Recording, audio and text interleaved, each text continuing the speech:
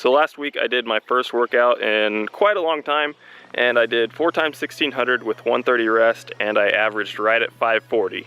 This week I'm going to do pretty much the exact same workout with a few little changes. So I'm going to go warm up a couple miles, and then I will come back and tell you what those changes are. Okay, so difference number 1 is last week I was on the track. This week I'm out at the dirt roads. Difference number 2 is actually because of difference number 1. And last week I was doing 1600 meter repeats because I was on the track. This week, these are mile section dirt roads, so they are mile repeats. Not a huge difference there, but there is a 9 meter difference, just a couple seconds, but essentially the workout's the same still.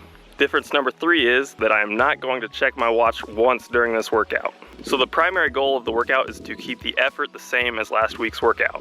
I'm going to try to keep it around the effort of running mile repeats around 540 pace with about 130 rest, but I'm just gonna guess on all that and feel it out. This is the mile section that I'll be running back and forth on for my mile repeats. This road runs east and west, and today I've got a south-southwest wind, so it's kind of against me going out that way, and then it'll be a little bit with me on the way back. It's also a little bit more uphill on the way out than it is on the way back. So I'm expecting miles 1 and 3 to be slower than miles 2 and 4. So today we're gonna see how good my internal clock really is. Let's do it.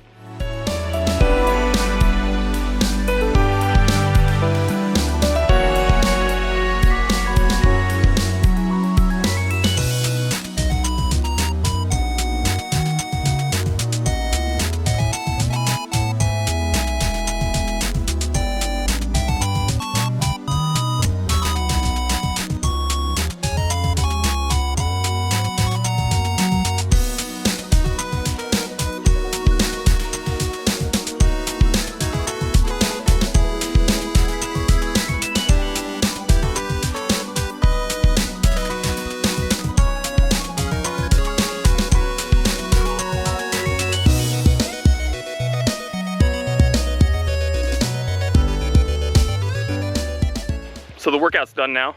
I haven't checked the times yet, but regardless, I'm pretty happy with the effort. So whatever the times end up, I think it was a successful workout. What would make it a really successful workout though, is if miles 1 and 3 are pretty close to each other and miles 2 and 4 are pretty close to each other.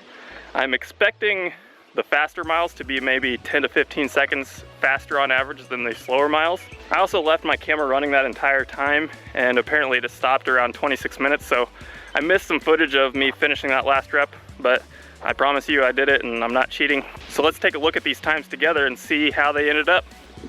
Okay, here we go. Let's recall.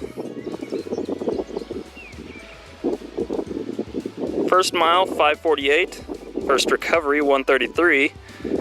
Second mile, 5:36. Second recovery, 1:06.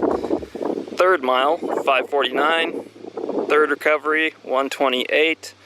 And fourth mile, 5:39. Okay, so those 4 times average out to around 5:43 or 5:44 per mile.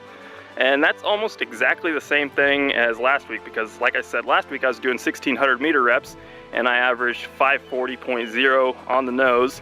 So a couple seconds longer for a mile compared to a 1600. And you also have to account for running on a little bit slower surface. It takes a little more effort to run on these dirt roads than it does on the track. So it was almost exactly the same as last week's workout. So I have absolutely no complaints here. That was a very successful workout.